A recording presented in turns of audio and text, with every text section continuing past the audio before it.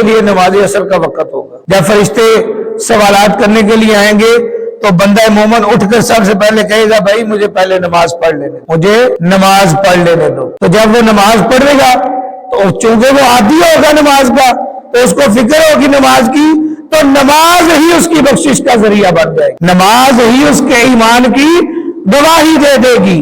اللہ اکبر۔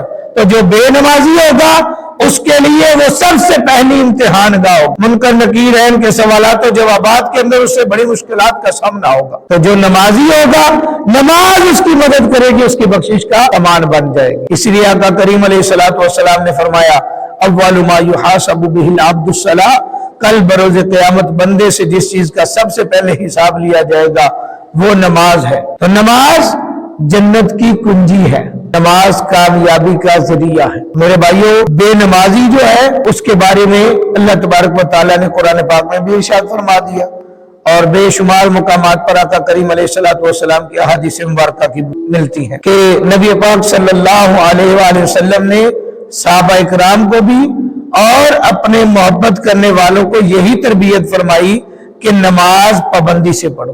اس لیے تو آقا کریم علیہ السلام نے ارشاد فرمایا قرۃ عینی فی الصلاۃ، میری آنکھوں کی ٹھنڈک نماز میں ہے۔ تو جو ہمارے آقا کریم علیہ السلام ہیں، اللہ تعالیٰ کے آخری نبی ہیں، محبوب نبی ہیں، جن کی محبت میں اللہ تعالیٰ نے ساری کائنات تخلیق فرما دی، وہ نماز نہیں چھوڑتے، اور میری اور آپ کی کیا اوقات ہے کہ ہم اللہ کے احکامات کی نافرمانی کریں؟ تو جب ہم اللہ کی نافرمانی کریں گے پھر اللہ کی پکڑ بڑی سخت ہے۔ اللہ تبارک و تعالیٰ نے پھر ان لوگوں کا جو بے نمازی ہے ان کا حشر بھی قرآن میں بیان فرما دیا، ما سلککم فی سقر۔ جب بے نمازی عذاب بھگتنے کے بعد جنت میں داخل کیے جانے لگیں گے، جہنم سے نکال کر، تو جنتی لوگ ان سے سوال کریں گے اور تمہیں کس بات نے جہنم میں رکھا، تم اب جنت میں آ رہے ہو؟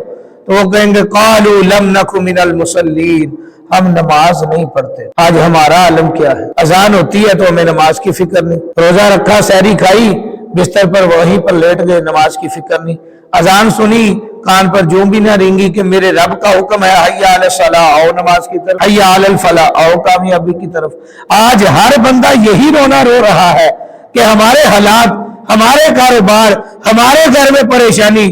اور بھائی پریشانیاں کیسے جان چھوڑے گی جب تو نے اللہ کی نافرمانیوں کا ڈیر لگا دیا، اور پھر اللہ تعالیٰ سے کیا امید رکھتا ہے؟ بندے کو چاہیے کہ اپنے آپ کو اللہ کی بارگاہ میں جھکا لے، اپنے نفس کو اللہ کی بارگاہ میں ڈال دے۔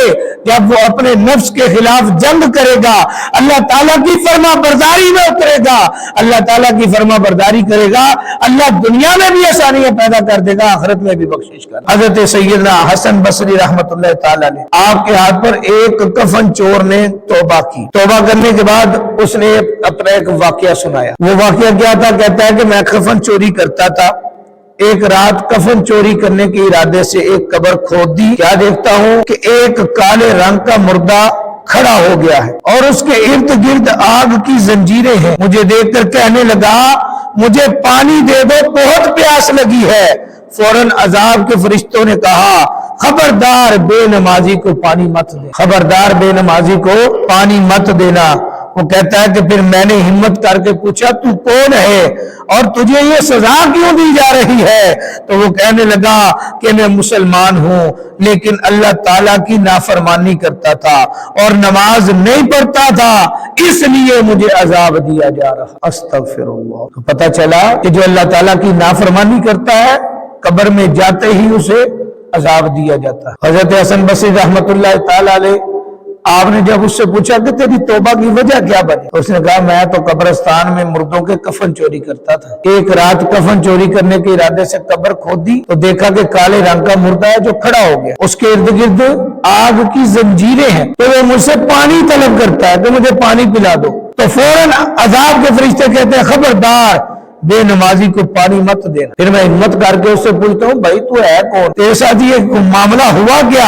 وہ کہتا ہے کہ میں مسلمان ہی ہوں لیکن اللہ تعالیٰ کی نافرمانی میں وقت گزارتا، میں نے نماز نہیں پڑھی، نماز نہ پڑھنے کی وجہ سے اللہ تعالیٰ نے مجھے عذاب میں مبتلا کر دیا۔ میرے بھائیوں، یہ نماز ہی ہے جو ہماری دنیا بھی بہتر کرتی ہے اور ہماری آخرت بھی بہتر کرتی ہے۔ اللہ تبارک و تعالیٰ نے قرآن پاک میں ارشاد فرمایا ان الصلاۃ تنہا عن الفحشاء والمنکر، بے شک نماز بے حیائی اور برے کاموں سے روکتی۔ جب بندہ نماز پڑھتا ہے نا تو پھر ایٹومیٹکلی اس کے ذہن میں یہ تصور آ جاتا ہے، یہ خیال آ جاتا ہے کہ نہ یہ فلاں کام جو ہے یہ غلط ہے، یہ فلاں کام جو ہے یہ برا ہے، کہیں میری پکڑ نہ ہو جائے۔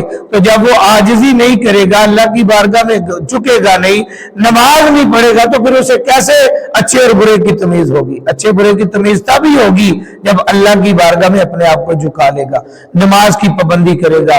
تو میرے بھائیو، جس طرح کل بیان کیا گیا نماز کی فضیلت کہ نماز کے فضائل کیا ہے، اسی طرح آج نماز جو چھوڑتے ہیں ان کا انجام بھی بیان